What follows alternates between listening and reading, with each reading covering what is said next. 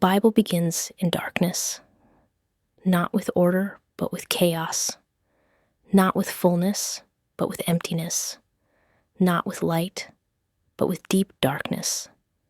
And yet it is precisely there that God begins his work of creation. Today, as we reflect on Genesis chapter 1, we will meditate on the order of salvation, revealed through God's creation that begins with light. In the beginning, God created the heavens and the earth. But what follows is unexpected. The earth was formless and empty. Darkness covered the surface of the deep. Then the Spirit of God was hovering over the waters, and God spoke, "Let there be light." This light is not merely physical brightness. It is the beginning of order, the beginning of God's intervention. There is one important truth to remember. God did not create darkness. Darkness exists naturally where light is absent. That is why the first act of creation was not making something new, but shining light. The scene of creation reveals the true condition of the human soul. Before light shines, we have no power to resolve chaos, no ability to fill emptiness. Even if we want to see God, we cannot. Even if we want to know him, we cannot. But when, by God's grace, light begins to shine, chaos turns into order, and emptiness begins to be filled.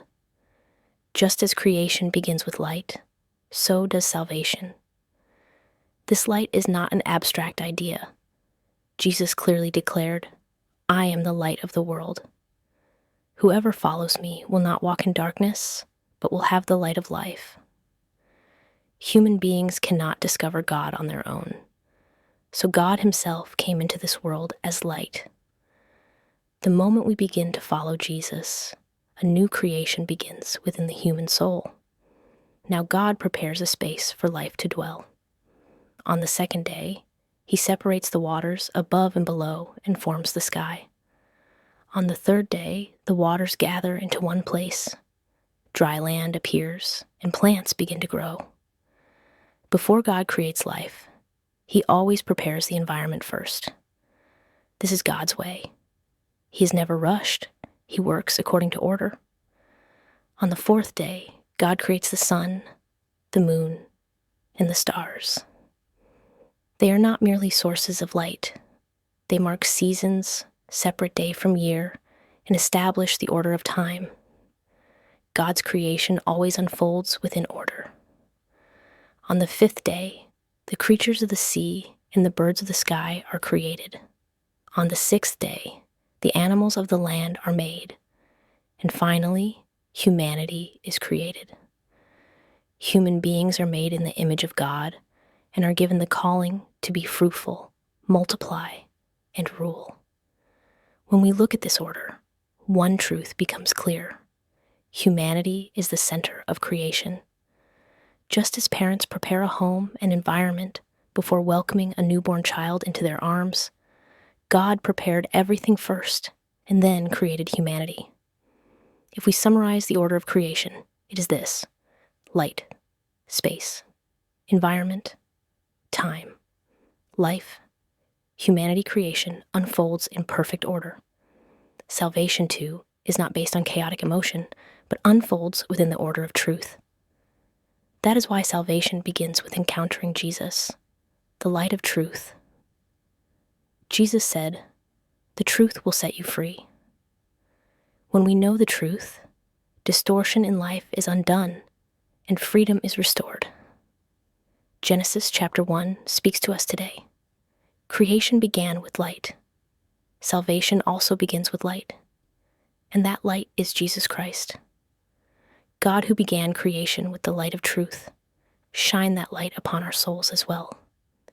Turn our chaos into order, our emptiness into fullness, and grant us the grace of new creation. Amen. Genesis chapter 1, King James Version. In the beginning, God created the heaven and the earth was without form and void, and darkness was upon the face of the deep. And the Spirit of God moved upon the face of the waters. And God said, "Let there be light." And there was light. And God saw the light, that it was good. And God divided the light from the darkness. And God called the light day, and the darkness he called night. And the evening and the morning were the first day. And God said, "Let there be a firmament in the midst of the waters, and let it divide the waters from the waters." And God made the firmament, and divided the waters which were under the firmament from the waters which were above the firmament. And it was so. And God called the firmament heaven. And the evening and the morning were the second day. And God said, "Let the waters under the heaven be gathered together unto one place, and let the dry land appear." And it was so. And God called the dry land earth, and the gathering together of the waters called he seas. And God saw that it was good. And God said, "Let the earth bring forth grass, the herb yielding seed, and the fruit tree yielding fruit after his kind, whose seed is in itself upon the earth." And it was so. And the earth brought forth grass, and herb yielding seed after his kind, and the tree yielding fruit, whose seed was in itself after his kind. And God saw that it was good. And the evening and the morning were the third day. And God said, "Let there be lights in the firmament of the heaven to divide the day from the night.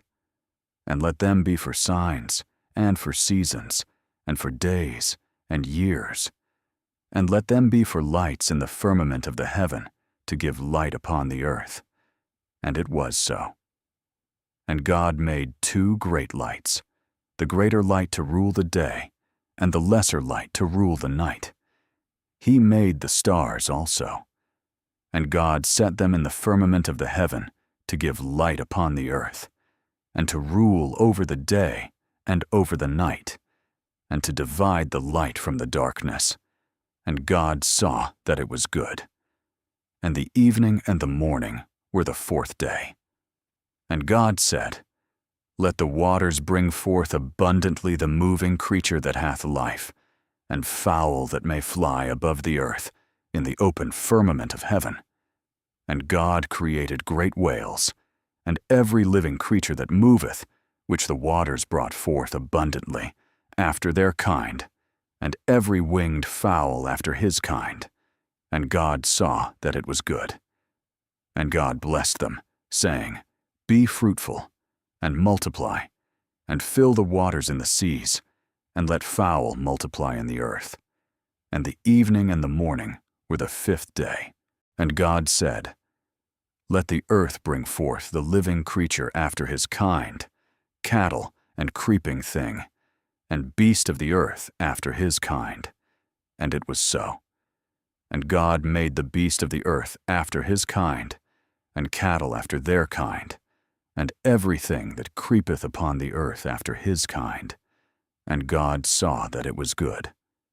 And God said, "Let us make man in our image, after our likeness, and let them have dominion over the fish of the sea, and over the fowl of the air, and over the cattle, and over all the earth, and over every creeping thing that creepeth upon the earth." So God created man in his own image.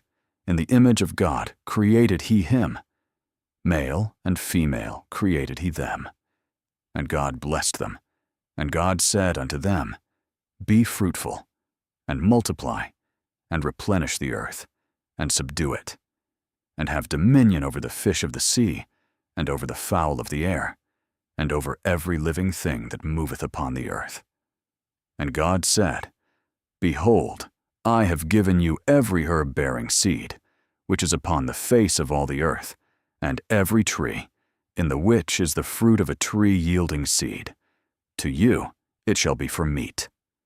And to every beast of the earth, and to every fowl of the air, and to everything that creepeth upon the earth, wherein there is life, I have given every green herb for meat." And it was so. And God saw everything that he had made, and behold, it was very good. And the evening and the morning were the 6th day.